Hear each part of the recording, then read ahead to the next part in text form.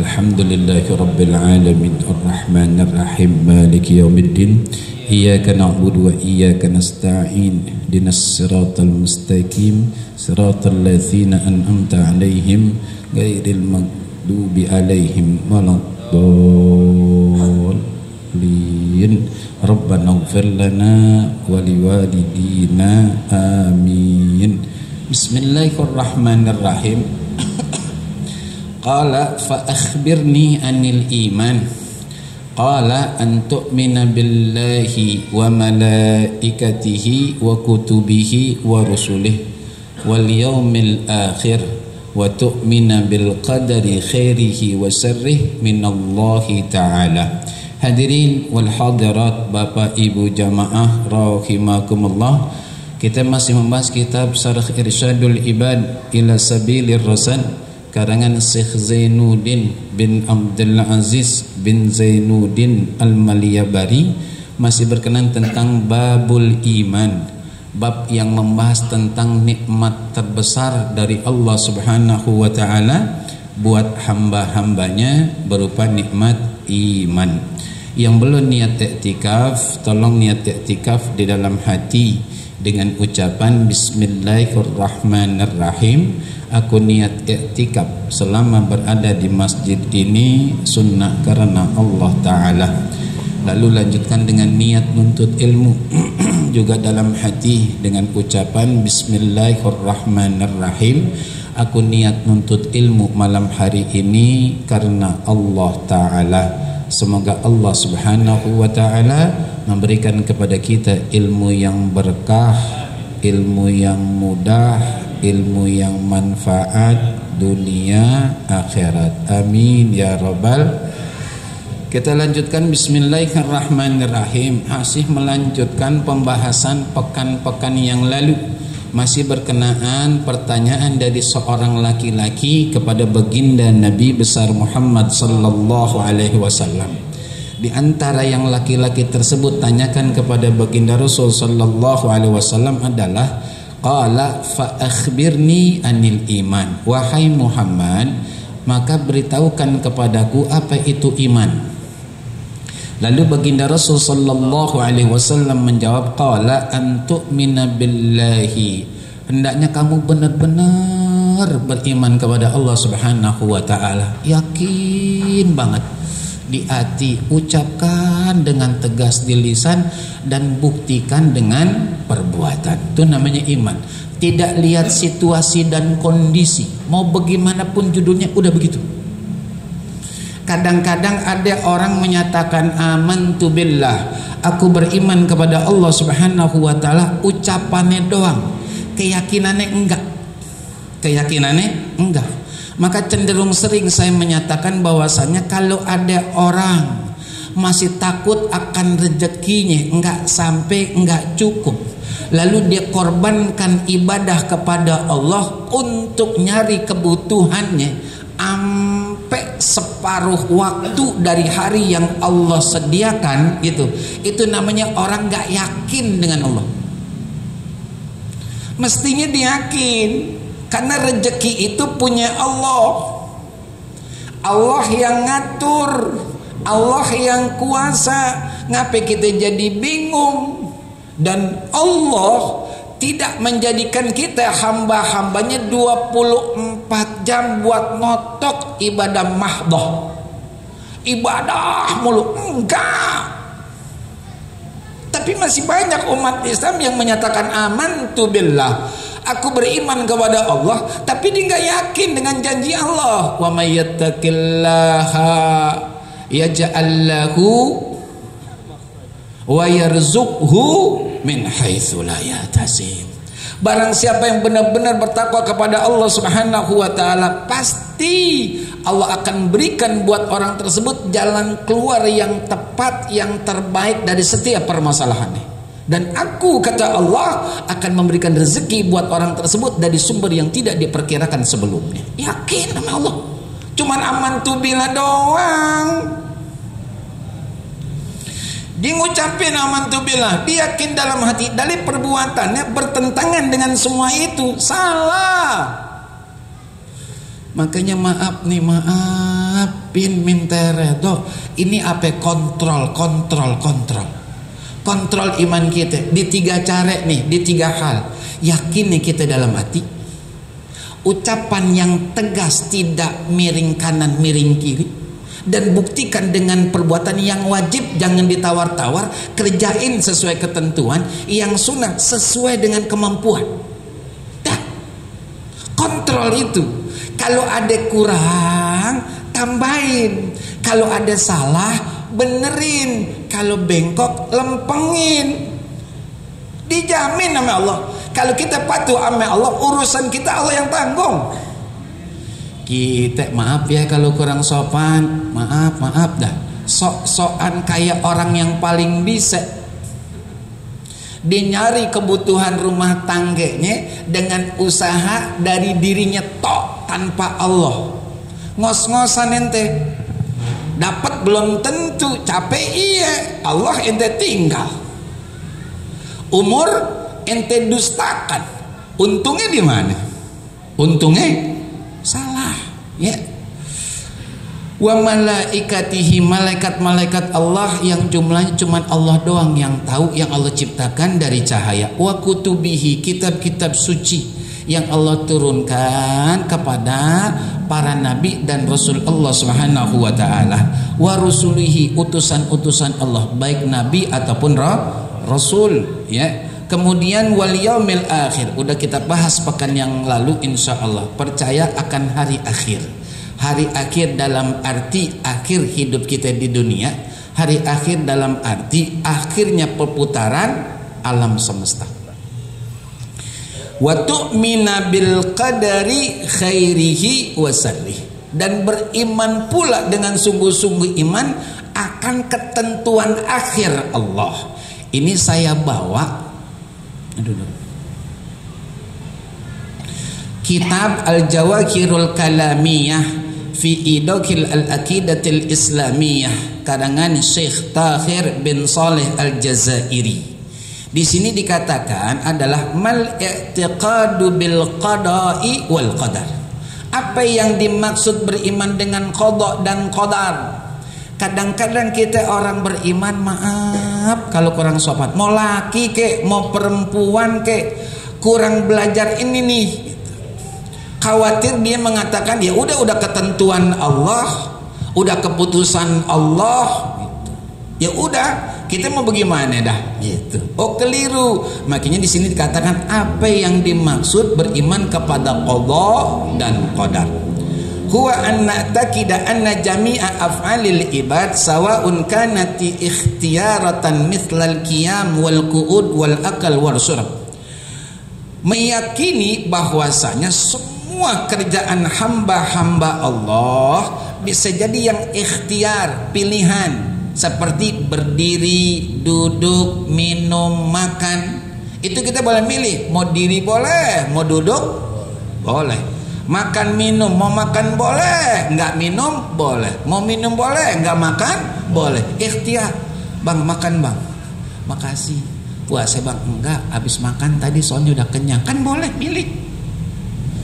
Bang duduk bang, iya, duduk mulu dari tadi, kita biar dah kita diri dah gitu. Boleh, ikhtiar namanya, ikhtiar, pilihan. Wa ibtirariyatan mithlal wuqu', atau sesuatu yang terjadi tanpa kontrol kita sebagai manusia, seperti jatuhnya gitu. Kepleset jatuh. Emang kita rencanain? Emang kita sengaja? Kagak ya. Kainatun bi iradatillahi ta'ala wa taqdirih laha fil azal wa ilmih biha qabla waqtiha. Semuanya itu ada, ya kan, dengan kehendak Allah Subhanahu wa taala dan hasil akhir ketentuan Allah yang ada dalam azal, dan ilmunya Allah Subhanahu wa taala sebelum terjadinya. Jadi semuanya ini udah di udah ada di catatan Allah Subhanahu wa taala. Ada pertanyaan hadirin wal hadirat.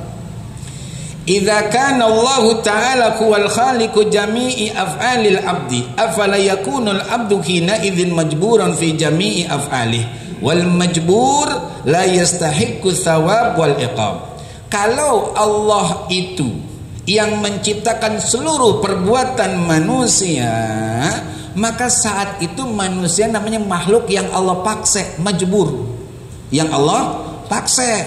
Kalau dipaksa berarti kita nggak berhak untuk dapat pahala, nggak berhak untuk dapat dosa, hukuman. On dipaksa, dipaksa, gitu.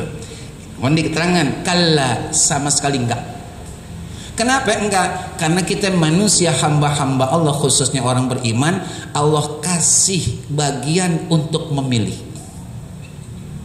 Memilih yang baik atau memilih yang buruk. Tuh.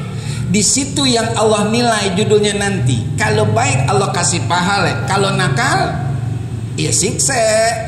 Makanya Allah pun anugerahkan akal. Di sini dikatakan walaku aqlun yumayyizu bihi bainakuma. Allah anugerahkan akal untuk membedakan mana yang baik, mana yang buruk. Sebagai orang beriman tahu itu, makanya ambil yang baik, tinggalkan yang buruk. Semuanya itu akan berbuah sesuai kerjaannya. Contoh, dianjurkan untuk baca Quran baik apa buruk? Baik. Ibu-ibu dianjurkan untuk baca Quran baik apa buruk? Dilarang untuk gibah baik apa buruk? Buruk. Mana yang lebih banyak dibaca?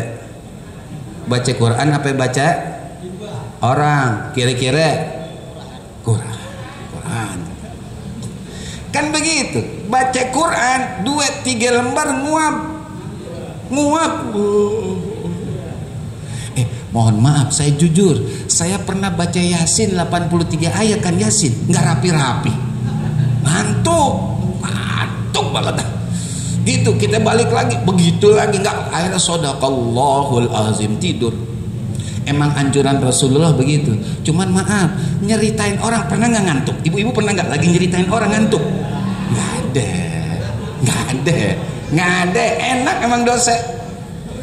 Gurih banget. Gurih banget. Nih, jadi nggak ada tuh namanya makhluk, khususnya kita umat Islam majburon, orang yang dipaksa sama Allah. Karena Allah kasih kita irodah, gitu, kuasa untuk menentukan mana yang kita pilih, mau hal yang baik atau hal yang buruk. Kalau kita pilih yang baik, Allah nggak zolim.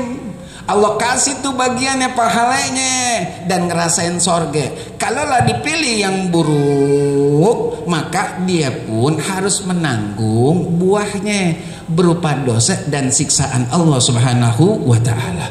Oh begitu, syukran. Iya. Nah, Allah menciptakan sorga neraka emang apa?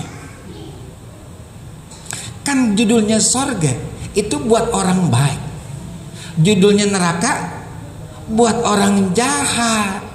Kalau kita nggak berhak untuk mendapatkan pahala, nggak berhak juga disiksa, lalu Allah ciptakan surga neraka buat apaan? Tuh. Ini saya kemukakan supaya kita sadar. Maaf nih, sadar. Kita ini bukan kayak wayang, bagaimana dalang, bukan. Kayak maghrib sekarang. Ada pengajian di Masjid Jami' Riyadul Abidin. Udah maklum sama kita. Wabil khusus guru kita Ustaz Haji Sakarudin selalu nge-share tuh. Sekarang nih ada kajian gitu. Datang bawa keluarga gitu ya. Itu beliau dapat pahala itu nyuruh orang. Masalah judulnya ada yang datang ataupun nggak datang, beliau namanya udah usaha kan gitu, udah ketahuan. Nah, ini ada yang pergi, ada yang kaget, saudara. Asli itu. Mendingan nongkrong ngaji mulu, gumo. Kundangan kayaknya kata Ustaz Haji Adi Sulaiman, undangan gitu. Ya. Nih, jadi bagaimana kita gitu. Makanya kita ini nggak boleh menyatakan udah bagaimana Allah, kalau Allah udah nentuin begitu ya udah begitu. Oh enggak. Contoh, Allah kasih kita sehat kan dari Allah. Kemudian sakit dari mana? Dari Allah kan gitu. Itu hakikatnya tuh begitu. Cuman adabnya sehat itu dari Allah, sakit itu salahnya kita. Allah menentukan kita sakit, tapi bukan akhir. Tuh, bukan akhir. Artinya dari ketentuan Allah kita sehat, bisa jadi karena salah kita menyikapi jadi sakit. Kita balik sekarang, Allah kasih sakit, Allah kasih sakit gitu. Apakah itu akhir? Oh enggak, tuh bulan akhir. Bagaimana kita menyikapi itu sakit? Kalau kita sikapi dengan sabar, walau kita udah berobat enggak sembuh, pahalanya besar. Sikap orang beriman. Tapi kalau kita sikapi bahwasanya udah dah dikasih sakit sama Allah, kan kita bagaimana Allah usah berobat, ntar tergantung Allah, Allah mau kasih sembuh enggak udah pasrah. Oh enggak bisa saudara. Dalam Islam sabar itu bukan pasrah. Ingat nih, bukan pasrah, nerime, legowo, redo dengan ketentuan Allah. Tapi enggak sampai di situ. Usaha berobat. Masalah judul sembuh nggak sembuh bagaimana Allah, yang penting ada ikhtiar, ada usaha. Tuh. Tapi dilandasi oleh iman. Ada orang kagak usaha, ya kan? Berarti dia kurang imannya. Ada dia usaha tapi dia meyakini obat atau dokter atau tabib atau ahli medis itu yang menyembuhkan, jadi salah. Tuh. Makanya iman itu kudu utuh, kudu bulat gitu. Nggak ada judul benjol-benjolannya, nggak ada judul kurang-kurangnya, bener-bener bulat. Jadi kalau udah bener-bener bulat iman kita kepada Allah Subhanahu wa taala, mau itu penyakit nanti berakhir dengan kesembuhan, kita dapat pahala dari Allah. Karena kita sabar itu kita tidak artikan pasrah. Tapi kalau seandainya kita dikasih penyakit sama Allah, kita udah ikhtiar dengan rasa iman kepada Allah Subhanahu wa taala yang bulat, kita meninggal dunia bersih dosa kita. Tuh. Di sini yang harus kita pahami hadirin. Kadang-kadang begitu, ya. Ente nggak kerja bang? Kerja apaan? Dari dulu emang kita begini. Dari dulu begini gitu. Kerja bang. Dengan kita kerja Allah buka peluang pintu rizki buat kita. Masalah entar jadi orang kaya ataupun tidak urusan belakang, yang penting usaha. Kalau usaha emang mentok juga, berarti itu adalah putusan hasil akhirnya Allah, takdirnya kita jadi orang miskin.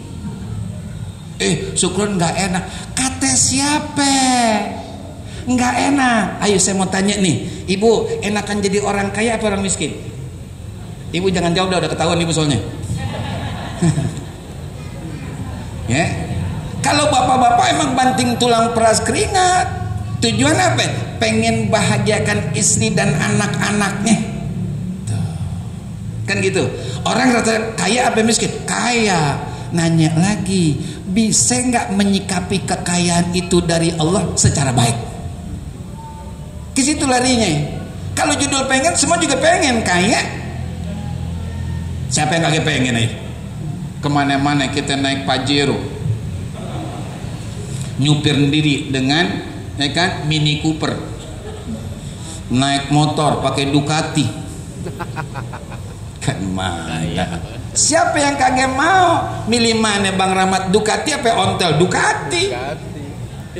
Nggak mungkin ontel, itu udah maklum. Cuma nanya lagi berikutnya, bisa nggak menyikapi dengan baik juga tepat akan nikmat limpahan rezeki dan harta dari Allah? Bisa nggak? Enggak, jangan. Cukup yang begini aja dah. Emang ngapain syukran? Dengan begini rezeki kita nggak menjadi halangan buat ibadah. Kita punya duit banyak, bu, anda mau ngitung. Duit orang lah, duit kuntilanak bang, duit orang bang. Bini manggil, bang kunci motor di mana? Dekat TV, tuh kan, ditanya sih lupa lagi, hitung lagi. Gitu. Waktu dia buat sholat tinggal 10 menit masuk isya. Gara-gara apa? Ngitung duit. Coba kalau dia nggak punya duit yang berikat-ikat, dia nggak akan buang-buang waktu untuk itu. Dia langsung sholat. Makanya nggak setiap apa yang kita pengenin itu ada redha Allah. Tapi Tapi apa yang Allah redoin itu yang paling baik buat kita. Makanya jangan takar dengan rasa kita, takar dengan rasanya Allah. Yang cenderung sering saya sampaikan, orang-orang yang sabar banget dengan ujian Allah, tapi dia tetap nggak ngurangi ibadahnya kepada Allah Subhanahu wa Ta'ala setiap harinya. Besok nggak pakai ditimbang beliau-beliau di padang mahsyar untuk menentukan mana yang paling banyak pahalanya apa dosanya, nggak pakai ditimbang. Dan gak pakai dihisap oleh Allah, pakai tanya, enggak. Lalu langsung digerojogin pahala buat orang tersebut oleh Allah. Di padang mahsyar kan banyak manusia yang ngelihat.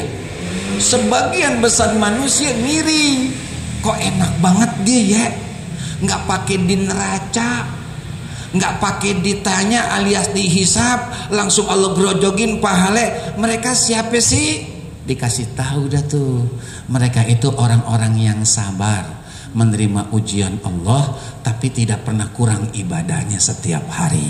Maka Allah kasih pahala sekarang buah dari kesabarannya waktu di dunia. Kata yang jarang kena musibah mengatakan, ya Allah, kalau begitu tolong gunting-gunting tubuh kami, cabik-cabik tubuh kami, kalau bahasa bebasnya, supaya apa? Supaya kami dapat pahala kayak mereka. Sekarang pertanyaan lagi, mau kaya apa mau miskin? Ibu takut ya kalau dikata miskin ntar beneran, kalau kata kaya baru impian gitu ya Bu. Jadi nggak sampai jadinya, nggak sampai. Jadi kalau miskin ya nggak apa-apa, yang penting kita ikhtiar, kita usaha gitu kan, untuk bisa ada sesuatu yang bisa menyambung hidup kita sama keluarga gitu. Kan miskin itu bukan kehinaan, kaya itu bukan sebuah kelebihan dan keistimewaan. Harus kita pandang dengan sikap sebagai seorang muslim ya. Itu judulnya percaya kepada takdirnya Allah, hasil akhir dari keputusan Allah Subhanahu wa Ta'ala, hal yang baik ataupun hal yang buruk. Maka kita ini manusia muslim dan mukmin, khususnya mau laki mau perempuan ya, tolong gitu, jangan kita stuck, berhenti gitu kan di satu tempat tanpa usaha. Dengan diiringi keyakinan, ya udah emang ini kehendak Allah, udah kita bagaimana Allah, nggak bisa saudara, harus bergerak. Karena Allah tidak pernah memerintahkan hambanya untuk menerima segala sesuatu kemudian diem, nggak ada usaha, nggak ada usaha. Kalaulah besok kiamat di tangan kita nih ya, ada biji korma, tanam. Artinya apa? Allah masih kasih kesempatan kita untuk berbuat baik. Jangan kita udah mau kiamat, udah dah biar pasrah dah. Enggak, besok kiamat saudara. Masih ada kesempatan dari Allah untuk kita dapat pahala. Yang penting kita mau usaha ya. Kita nggak pernah diajarkan untuk pasrah, nerima ya kan, dengan apa adanya ya, enggak, kita dianjurkan untuk usaha. Kita lanjutkan hadirin wal hadirat rahimakumullah. Qala shaddaqta, kata laki-laki ini, benarlah apa yang engkau jawab wahai Muhammad ya. Qala, lalu laki-laki ini berkata lagi, fa akhbirni anil ihsan, wahai Muhammad, beritahukan kepadaku apa itu ihsan. Qala, baginda Rasul menjawab, anta budallaha ka'annaka tarahu fa in lam takun tarahu fa innahu yaraka. Ihsan itu, kata baginda Rasul sallallahu alaihi wasallam, adalah kamu beribadah kepada Allah seakan-akan kamu melihat Allah. Saya berhenti dulu sampai di sini. Kira-kira kita udah begitu belum? Yang laki dulu dah. Udah begitu belum? Maksudnya gimana sih syukuran? Ketika kita melakukan ibadah seakan-akan kita melihat Allah, seakan-akan kita melihat Allah. Udah begitu belum? Nggak tahu dah syukuran dah. Ibu-ibu, ketika ibadah itu segala kebaikan yang kita lakukan dan benar caranya, dilandasi oleh ikhlas dan Allah redha, itu namanya ibadah. Jadi ibadah itu bukan cuma sholat, puasa, haji, zakat dan seterusnya, bukan. Semua kebaikan tuh, yang dilandasi oleh keikhlasan dan Allah redha, cara mengerjakannya kita ikut tuntunan bimbingan baginda Nabi besar Muhammad sallallahu. Itu namanya ibadah. Itu namanya ibadah. Pertanyaan tadi, kita nih ketika ibadah gitu, itu seakan-akan kita melihat Allah nggak tahu dah syukron. Kok bisa nggak tahu? Nggak tahu dah syukron. Bagaimana? Gini hadirin, kita nih misalkan kita sedekah, itu kan ibadah. Kita ikhlas. Ini duit bukan punya kita, punya Allah. Kita cuman ketitipan doang. Ketika kita sedekah, nggak ada rasa rugi. Satu, nggak ada rasa terpaksa. Dua, yang ketiga, nggak ada rasa pengen dipuji, disebut, dijempolin oleh orang. Itu namanya kita sedekah ibadah, kita seakan-akan melihat Allah. Itu begitu. Jangan kita mikir, nih dari siapa nih Pak? 2,5 juta. Kata aja hamba Allah. Assalamualaikum warahmatullahi wabarakatuh. Ada pengumuman, alhamdulillah kita masjid musala atau majlis taklim dapat jariah dari seorang hamba Allah. Dia ikut di depan tuh, dicolek. Tahu gak tuh siapa yang ngasih? Saya. Ini ngapain nyebut nambah Allah, hamba Allah? Nah itu pakai nyolek orang. Nih, tuh. Itu namanya kita seakan-akan melihat Allah. Kita sadar nih bukan punya kita duit nih, punya Allah. Kita habis syukur ketitipan doang. Kita ngasih juga nggak kepaksa. Emang kita sadar kita butuh celengan besok di akhirat. Kita juga nggak ngarepin pujian. Ngapain ngarepin pujian? Apa urusannya sama manusia? Saya mau kasih nggak kasih ya terserah saya. Kita mintanya redonya Allah. Sholat begitu juga Bapak Ibu. Sholat seakan-akan kita melihat Allah. Maka ketika udah Allahu Akbar, jangan lagi garuk-garuk yang kagak gatel.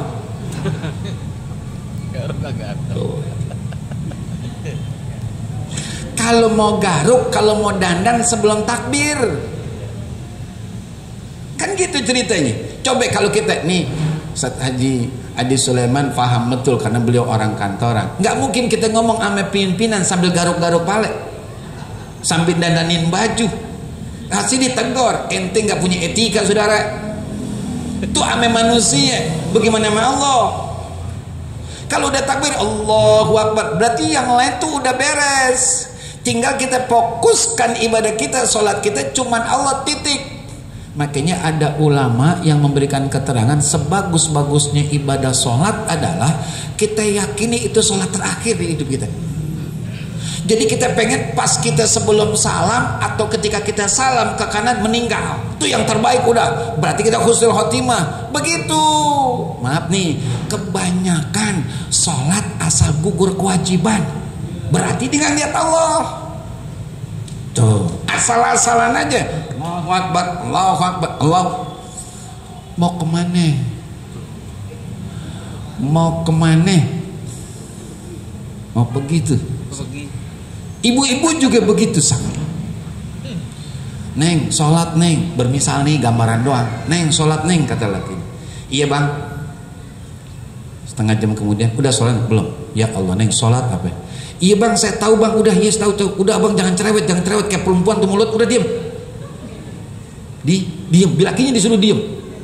Padahal maaf ya bu, saya kasih tahu ya bu, ibu terlambat sholat bukan cuma ibu yang dapat dosa, laki ibu pun ikutan tar. Kalau cuma ibu sih nggak apa-apa, terserah. Iya pak? Ya. Nggak berani jawab. Dia nggak berani jawab. Dia mau tandain suara siapa ini? Oh laki kita nih. Gitu. Laki tuh nanyain, bu, neng, udah salat? Belum. Ingat lagi setengah jam. Neng, salat? Belum. Abang cerai banget mulut kayak perempuan. Udah bang, diem.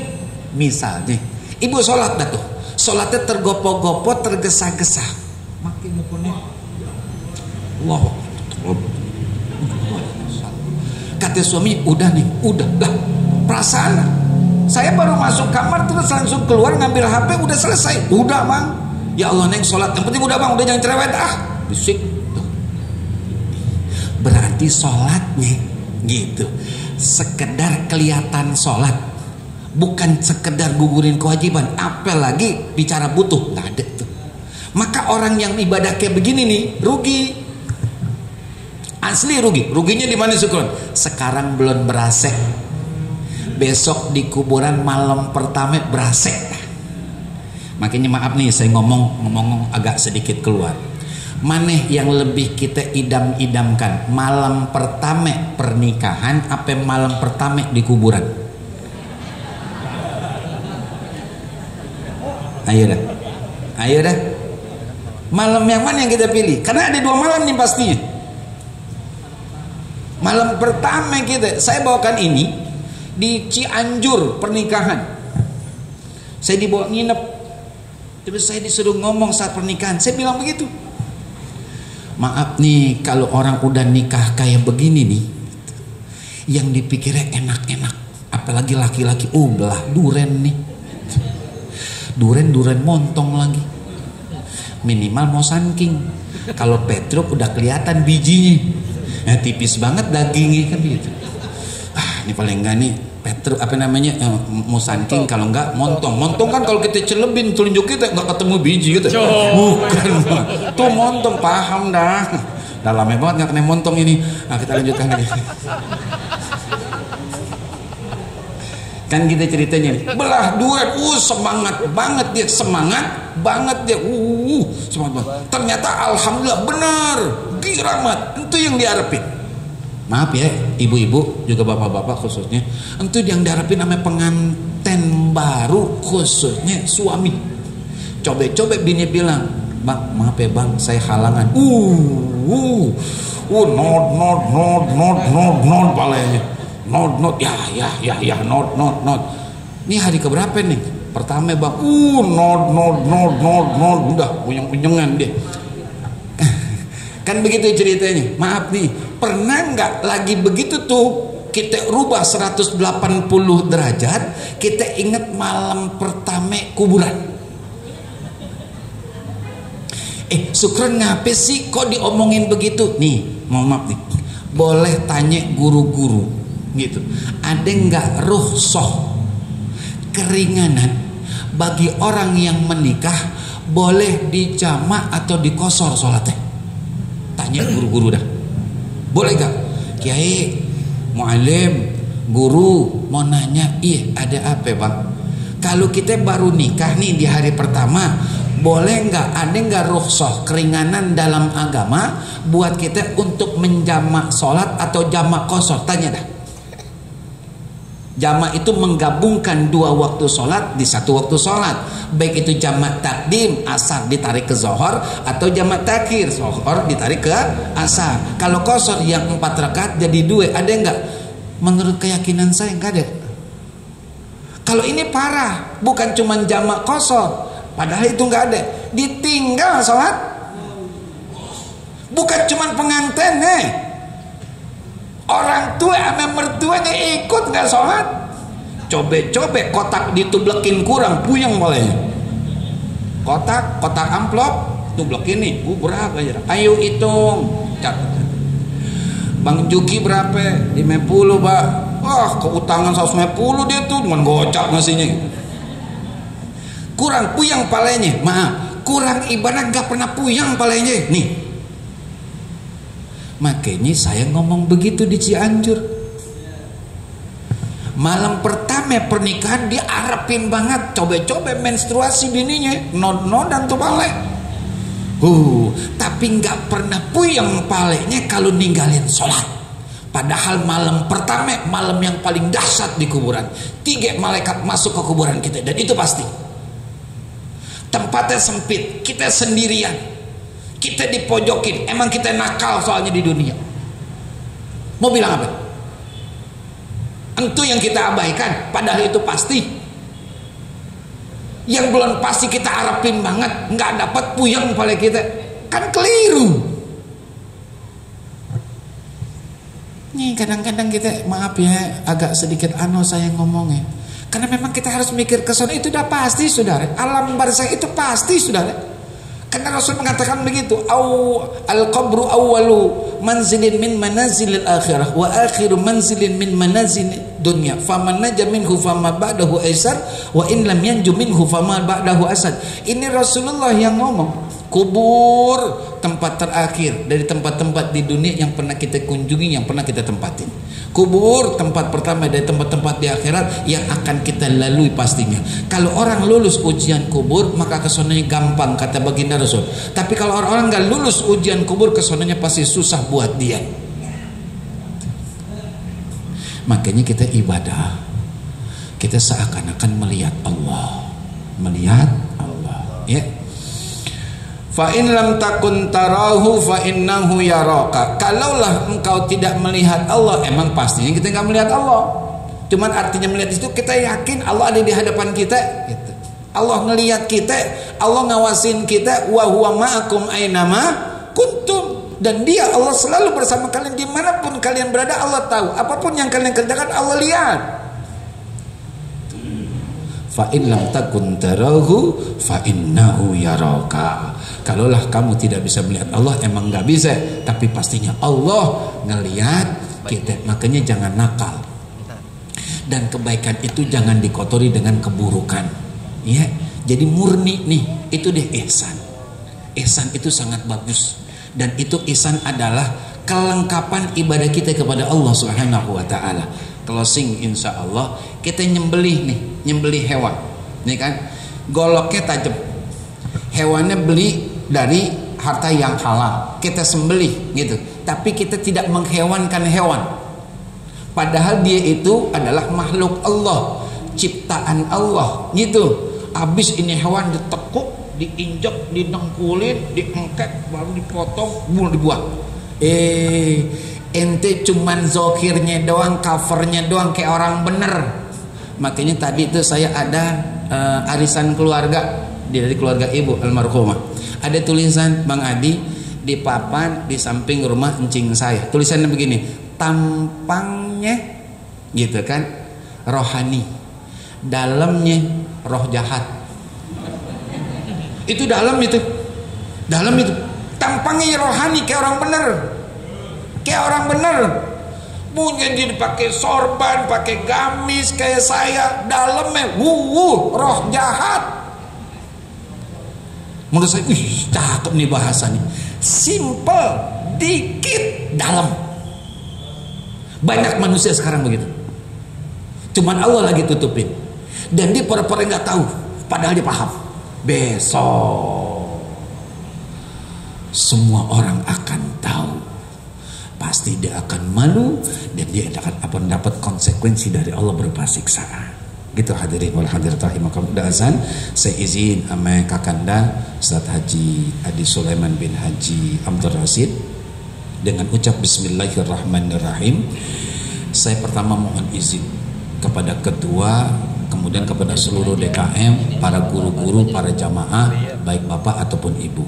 Insya Allah tanggal 8 Agustus sebelum subuh saya berangkat umroh. Insya Allah. Saya, istri, adik saya yang bontot, anak saya yang nomor 3, anak saya yang nomor 4. Kakak Habib, anak saya yang pertama, nyusul dari Pakistan, jumpa di Saudi. Insya Allah tanggal 8 sebelum subuh kita berangkat, kumpul di airport di pintu 3 itu jam 5. Kita akan kembali ke tanah air insya Allah tanggal 23 Agustus. Makasih saya minta izin sama ketua, pengurus, para guru, para jamaah, baik bapak ataupun ibu. Itu pertama. Yang kedua, saya juga mohon banget, ya kan, maaf dan redoknya khususnya untuk diri saya atas kesalahan-kesalahan saya, dosa-dosa saya, kehilapan-kehilapan saya selama ini kepada seluruh jamaah, guru-guru dan juga pengurus, baik di masjid, di majelis taklim ataupun di luaran. Pastinya saya punya salah. Tolong maafin saya, tolong redoin saya juga keluarga saya pastinya. Yang ketiga, mohon doanya agar keberangkatan kami benar-benar keberangkatan yang diredoi oleh Allah Subhanahu wa taala. Dijaga, dipelihara oleh Allah dari perginya sampai pulangnya. Dikasih kesehatan yang sempurna untuk semangat ibadah. Dikasih kemudahan untuk setiap urusan yang ada. Dipelihara saya dan rombongan juga keluarga yang kami tinggalkan. Mudah-mudahan kembali ke tanah air dalam keadaan sehat walafiat, bawa umroh yang mabrurah, umroh yang makbulah. Saya pun pastinya mendoakan kepada seluruh jamaah keluarga besar Masjid Jami' Riyadhul Abidin, mudah-mudahan satu hari nanti Allah undang kita semua untuk bisa melaksanakan haji dan umrah bersama keluarga, insya Allah. Tilka niyah. Al-Fatihah.